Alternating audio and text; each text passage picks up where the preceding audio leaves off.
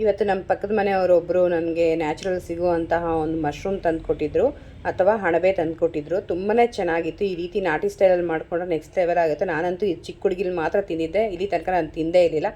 ನೀವು ಯಾರಾದರೂ ಈ ರೀತಿ ತೊಗೊಂಡು ಬಂದು ತಿಂದಿದ್ರೆ ಸಿಕ್ಕಿದ್ರೆ ಕಮೆಂಟ್ ಮಾಡಿ. ಅಣಬೆ ಸಾರನ್ನ ನಾವು ನಾಟಿ ಸ್ಟೈಲಲ್ಲಿ ಮಾಡ್ಕೊಳ್ಬೇಕಾಗುತ್ತೆ. ನಾರ್ಮಲ್ ಮಸಾಲೆ ಥರ ಇಟ್ಕೊಳ್ಬಾರ್ದು. ನಾಟಿ ಸ್ಟೈಲಲ್ಲಿ ಮಾಡಿಕೊಂಡ್ರೆ ತುಂಬಾ ಅದ್ಭುತವಾಗಿ ರುಚಿ ಕೊಡುತ್ತೆ.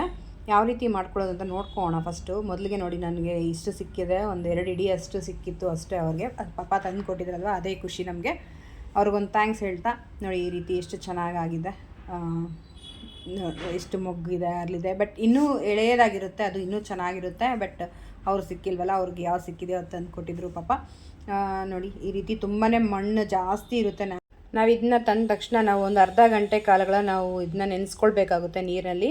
ಆವಾಗ ಈ ಮಣ್ಣೆಲ್ಲ ಬಿಡುತ್ತೆ. ಆಮೇಲೆ ಒಂದು 3ರಿಂದ 4 ಸಲ ತೊಳ್ಕೊಂಡ್ರೆ ನೀಟಾಗಿ ಮಣ್ಣೆಲ್ಲ ಹೋಗ್ಬಿಡುತ್ತೆ.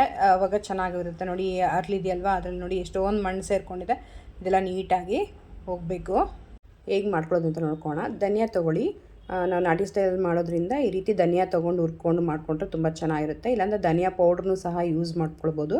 4 ಲವಂಗ, ಚಕ್ಕೆ ಒಂದು 2 ಇಂಚಷ್ಟು ಹಾಕ್ಕೊಂಡು ಇದನ್ನ ಹುರ್ಕೊಳ್ಬೇಕಾಗುತ್ತೆ. ಮತ್ತು ಏಲಕ್ಕಿ 1-2 ಹಾಕ್ಕೊಳ್ಳಿ, ಜಾಸ್ತಿ ಬೇಡ.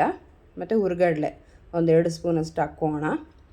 ಇಷ್ಟನ್ನು ಹಾಕಿ ನೀಟಾಗಿ ಫ್ರೈ ಮಾಡ್ಕೊಳ್ಬೇಕಾಗುತ್ತೆ.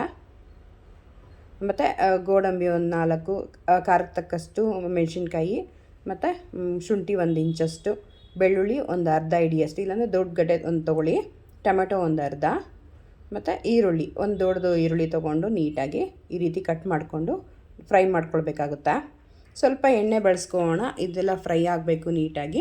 ಅದಕ್ಕೋಸ್ಕರ ಎಷ್ಟು ಚೆನ್ನಾಗಿ ನಾವು ಫ್ರೈ ಮಾಡ್ಕೊಳ್ತೀವೋ ಅಷ್ಟು ಚೆನ್ನಾಗಿ ಮಸಾಲ ತುಂಬ ಚೆನ್ನಾಗಿರುತ್ತೆ ನಾಟಿ ಸ್ಟೈಲಲ್ಲಿ. ಮಶ್ರೂಮ್ ಗ್ರೇವಿ ಅನ್ನೋದು. 1 ಹಿಡಿಯಷ್ಟು ಹಸಿ ಕೊಬ್ಬರಿ ಹಾಕ್ಕೋಣ, ಅಥವಾ ಒಣ ಕೊಬ್ಬರಿನೂ ಸಹ ಬಳಸ್ಕೊಳ್ಬೋದು. ಸ್ವಲ್ಪ ಕೊತ್ತಂಬರಿ ಸೊಪ್ಪು ಹಾಕ್ಕೊಂಡು ನೀಟಾಗಿ ಈ ರೀತಿ ಫ್ರೈ ಮಾಡ್ಕೋಣ. ನೋಡಿ, ಫ್ರೈ ಆಗಿದೆ. ಒಂದು ಪ್ಲೇಟ್ಗೆ ಶಿಫ್ಟ್ ಮಾಡ್ಕೊಳ್ಳೋಣ. ಅದು ಸ್ವಲ್ಪ ತಣ್ಣಗಾದಮೇಲೆ ನಾವು ಫೈನ್ ಪೇಸ್ಟಾಗಿ ರುಬ್ಕೊಳ್ಬೇಕಾಗುತ್ತೆ.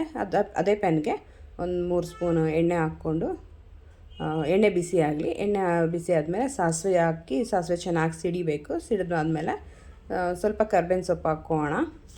ಕರ್ಬೇವಿನ ಸೊಪ್ಪು ಚೆನ್ನಾಗಿ ಸಿಡಿಬೇಕು. ಆವಾಗಲ ನಮ್ಮ ಫ್ಲೇವರ್ ಅನ್ನೋದು ಬಿಡುತ್ತೆ, ತುಂಬ ಚೆನ್ನಾಗಿರುತ್ತೆ. ನೋಡ್ತಾ ಇರೋದು ಎಷ್ಟು ಚೆನ್ನಾಗಿದೆ. ನಾನು ಇಲ್ಲಿ 2 ಆಲೂಗಡ್ಡೆ ಅಷ್ಟು ತೊಗೊಂಡಿದ್ದೆ, ಯಾಕೆಂದರೆ ನನ್ನ ಹತ್ರ ಮಶ್ರೂಮ್ ತುಂಬಾ ಕಮ್ಮಿ ಇತ್ತು. ನೀವೇ ನೋಡ್ತಾ ಇದ್ದೀರಲ್ವ, ಅಷ್ಟು ಸಾಕಾಗಲ್ಲ. ಅದಕ್ಕೋಸ್ಕರ ಅದ್ರ ಜೊತೆಯಲ್ಲಿ ಆಲೂಗಡ್ಡೆ ಸ್ವಲ್ಪ ಸೇರಿಸ್ಕೊಳ್ತಾ ಇದ್ದೀನಿ. ತುಂಬ ಚೆನ್ನಾಗಿರುತ್ತೆ ಆಲೂಗಡ್ಡೆ ಈ ಕಾಂಬಿನೇಷನ್ನು ಮಶ್ರೂಮ್ ಜೊತೆಲಿ. ಮಶ್ರೂಮ್ ಎಷ್ಟು ಸಿಕ್ಕಿದೆಯೋ ಅಷ್ಟು ನೀಟಾಗಿ ತೊಳ್ಕೊಂಡು ಅದನ್ನು ಸಹ ಹಾಕ್ಕೊಂಡು ಫ್ರೈ ಮಾಡ್ಕೊಳ್ಬೇಕಾಗುತ್ತೆ. ನೋಡ್ತಾ ಇರ್ಬೋದು ನೀವು ಎಷ್ಟು ಚೆನ್ನಾಗಿದೆ 2 ಕಾಂಬಿನೇಷನು. ಇದನ್ನ ಚೆನ್ನಾಗಿ ಫ್ರೈ ಮಾಡ್ಕೊಳ್ಳೋಣ. ಒಂದು ಸ್ವಲ್ಪ ಎಣ್ಣೆಲಿ ಈ ರೀತಿ ಫ್ರೈ ಮಾಡಿಕೊಂಡು ಈಗ ಅರಿಶಿನ ಹಾಕ್ಕೋಣ. ಕಲರು ಚೆನ್ನಾಗಿರುತ್ತೆ, ಆ್ಯಂಟಿಬಯೋಟಿಕ್ ಆಗುತ್ತೆ, ಚೆನ್ನಾಗಿರುತ್ತೆ. ಹಾಕ್ಕೊಳ್ಳಿ. ಅರಿಶಿನ ಪುಡಿ ಒಂದು ಸ್ವಲ್ಪ ಹಾಕ್ಕೊಂಡು ಅರ್ಧ ಟೇಬಲ್ ಸ್ಪೂನಷ್ಟು, ರುಚಿಗೆ ತಕ್ಕಷ್ಟು ಉಪ್ಪು ಸಹ ಇವಾಗಲೇ ಸೇರಿಸ್ಕೊಳ್ಳೋಣ. ಎಲ್ಲ ನೀಟಾಗಿ ಹೊಂದ್ಕೊಳ್ಳುತ್ತೆ, ಬೇಗನೂ ಬೇಯುತ್ತೆ. ಏನು ನಾವು ಹುರಿದು ಇಟ್ಕೊಂಡಿದ್ವೋ ಅದನ್ನ ನಾವು ಇಲ್ಲಿ ನೋಡಿ ಮಿಕ್ಸಿ ಮಾಡ್ಕೊಳ್ಬೇಕಾಗುತ್ತೆ, ಫೈನ್ ಪೇಸ್ಟ್ ಮಾಡ್ಕೊಳ್ಬೇಕಾಗುತ್ತೆ. ಸ್ವಲ್ಪ ನೀರು ಹಾಕಿ ಮತ್ತು ಈ ರೀತಿ ರುಬ್ಕೊಳ್ಬೇಕಾಗುತ್ತೆ. ನೋಡಿ ಇಲ್ಲಿ ಈ ಕಡೆ ಮಶ್ರೂಮು ಸಹ ಬೆಂದಿದೆ. ಮಶ್ರೂಮ್ ಬೆಂದಿದೆಯಾ ಇಲ್ವಾ ಅಂತ ಸರಿಯಾಗಿ ಗೊತ್ತಾಗಲ್ಲ, ಯಾಕೆಂದರೆ ಅದು ರಬ್ಬರ್ ಥರನೇ ಇರುತ್ತೆ. ಸೊ ನಾವು ಆಲೂಗಡ್ಡೆಲಿ ನೋಡ್ಕೊಳ್ಬೋದು ಯಾವ ರೀತಿ ಬೆಂದಿದೆ ಅಂತ. ಆಲೂಗಡ್ಡೆ ಬೆಂದಿದ್ರೆ ಆಲ್ಮೋಸ್ಟ್ ಇದನ್ನು ಬೆಂದಿರುತ್ತೆ ಅಂತ ಅರ್ಥ. ನೋಡಿ, ಈ ರೀತಿ ಏನು ರುಬ್ಕೊಂಡಿದ್ದೀವೋ ಅದನ್ನು ಮಸಾಲೆನ ಸೇರಿಸ್ಕೋಣ. ಕನ್ಸಿಸ್ಟೆನ್ಸಿ ತಕ್ಕನಾಗೆ ನಾವಿಲ್ಲಿ ನೀರನ್ನ ಬಳಸ್ಕೊಳ್ಬೋದು. ಹಾಕ್ಕೊಂಡು ನೀಟಾಗಿ ಈ ರೀತಿ ಮಿಕ್ಸ್ ಮಾಡಿ ಕುದಿಯೋಕ್ಕಿಟ್ರೆ ಆಯಿತು. ಚೆನ್ನಾಗಿ ಕುದಿ ಬಂದರೆ ಒಂದು 10 ನಿಮಿಷ ಈ ಸಾಂಬಾರು ರೆಡಿ ಆಗಿಬಿಡುತ್ತೆ. ಚೆನ್ನಾಗಿ ಕುದ್ರೆ ಸಾಕು. ಆಲೂಗಡ್ಡೆ ಎಷ್ಟು ನಿಮ್ಗೆ ಗೊತ್ತಾಗುತ್ತಲ್ವ, ಆಲೂಗಡ್ಡೆ 10 ನಿಮಿಷದಲ್ಲಿ ಬೆಂದುಬಿಡುತ್ತೆ. ಆಲೂಗಡ್ಡೆ ಬೆಂದ ತಕ್ಷಣ ಈ ಸಾಂಬಾರು ಅನ್ನೋದು ಸಹ ರೆಡಿನೇ ಆಗಿಬಿಡುತ್ತೆ. ಆಲ್ಮೋಸ್ಟ್ ರೆಡಿ ಆಗಿದೆ ನೋಡಿ, ನೋಡ್ತಾ ಇರ್ಬೋದು. ಇನ್ನೂ ಎಲ್ಲ ನನ್ನ ಪೇಜ್ನ ಫಾಲೋ ಮಾಡಿಲ್ಲ, ಸಬ್ಸ್ಕ್ರೈಬ್ ಮಾಡಿಲ್ಲ, ಪ್ಲೀಸ್ ಫಾಲೋ ಆ್ಯಂಡ್ ಸಬ್ಸ್ಕ್ರೈಬ್ ಮಾಡಿ. ಫ್ರೆಂಡ್ಸ್ ಆ್ಯಂಡ್ ಫ್ಯಾಮಿಲಿಗೂ ಸಹ ಶೇರ್ ಮಾಡ್ಕೊಳ್ಳಿ. ಅವರು ಸಹ ಈ ರೀತಿ ಮಶ್ರೂಮ್ ನ್ಯಾಚುರಲಾಗಿ ಸಿಕ್ಕಿದ್ರೆ ಮಾಡ್ಕೊಳ್ಳಿ. ನೋಡಿ, ಆಲೂಗಡ್ಡೆ ಈ ರೀತಿ ಮುಟ್ಟ ತಕ್ಷಣ ಕಟ್ಟಾಗುತ್ತೆ. ಈ ಕರೆಕ್ಟಾಗಿ ಈ ರೀತಿ ಆಗಿದೆ ಅಂತ ನೋಡಿ. ಮಶ್ರೂಮು ಅಷ್ಟು ಬೇಗ ಬ್ರೇಕ್ ಆಗಲ್ಲ, ಯಾಕೆಂದರೆ ರಬ್ಬರ್ ಥರ ಇರುತ್ತೆ ಅದು. ನೋಡಿ, ಸಾಂಬಾರು ಆಗಿದೆ. ಸೊ ಈಗ ನಾವು ಸರ್ವ್ ಮಾಡ್ಕೋಣ.